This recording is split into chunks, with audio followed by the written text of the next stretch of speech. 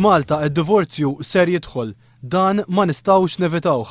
Id-divorzju ser isir meħtieġ għaliex l-Istat irid jipprovdi għal bżonnijiet taċ-ċittadini kollha. Din hija dikjarazzjoni li saret aktar minn 10 snin ilu minn Fader René Camilleri li jgħallem it-teoloġija fl-Università ta' Malta. Huwa għalhekk f'intervista li għamel ma' The Malta Independent on Sunday wara li kien ħasem f'konferenza internazzjonali dwar iż-żwieġ fi Plymouth, l-Ingilterra fis-sena 2000. B'ton realistiku qal li l-Knisja ser tibqa' tippromuovi l-kunċett ta' żwieġ illi ma jinħalx kif wara kollox huwa rwol tagħha. Imma dan trid tagħmlu fil-kuntest tal-prattika pastorali tagħha.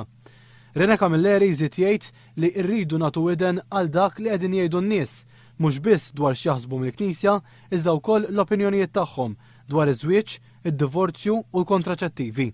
Fader René tkellem ukoll kontra l-koabitazzjoni. Fejn għandu x'jaqsam l-Istat, jiena naħseb li l-koabitazzjoni mhijiex alternattiva. Il-legalizzazzjoni tal-koabitazzjoni tkattar il-konfużjoni, kien temm jgħid Fader René.